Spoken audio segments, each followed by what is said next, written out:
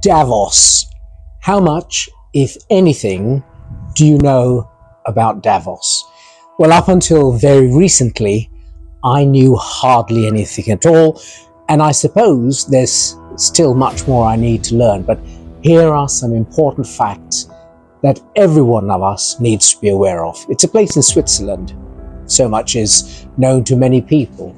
It is also the place where a small number of super rich, super egotistic, super power crazed people meet each year to plan secretly how they want to tell the rest of us to live.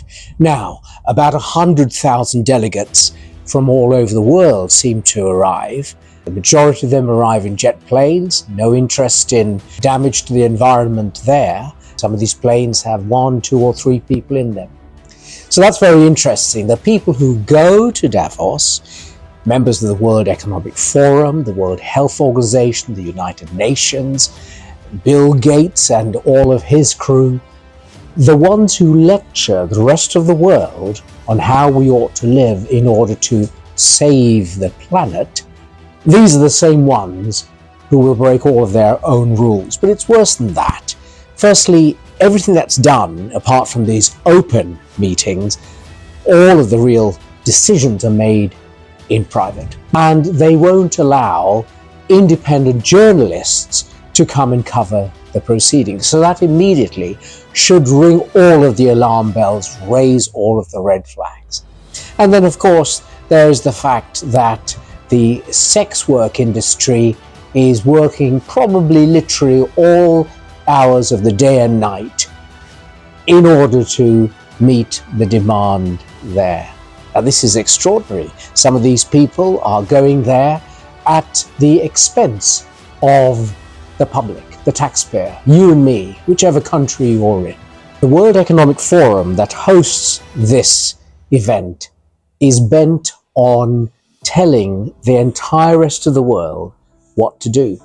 Recently, the World Health Organization said that something called Disease X would be arriving on our doorsteps. These are the people who had something called Event 201 prior to COVID being discovered in 2020. So there is so much information that we all quickly need to get up to speed on. The most important message to all of us is that we need to stand for our freedoms. We need to stand for our individual and our national sovereignty. One of the intentions of the World Health Organization is to put all of the power in the hands of one person, their director general.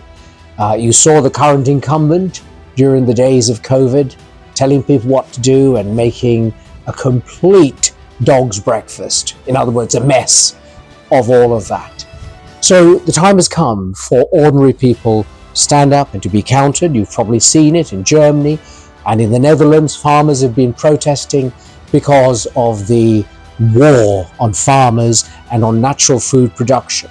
Because people like Bill Gates believe that we should stop eating meat, turn to insect burgers and all sorts of other rubbish and gooey stuff.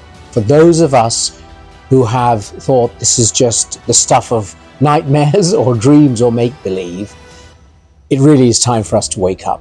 There's going to be a general election in 2024 in Britain, and it's time for people who are truly independently minded to stand up and be counted, to represent their own local constituencies. The days of political parties, all of these mainstream political parties have come and gone.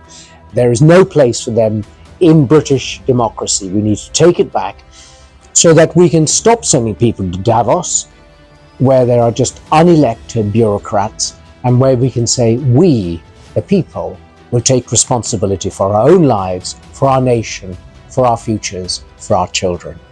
The challenge is there for all of us to stand up, and there's no better time than in 2024 to stand up and be counted. All that it takes for evil to triumph is for good people to do nothing.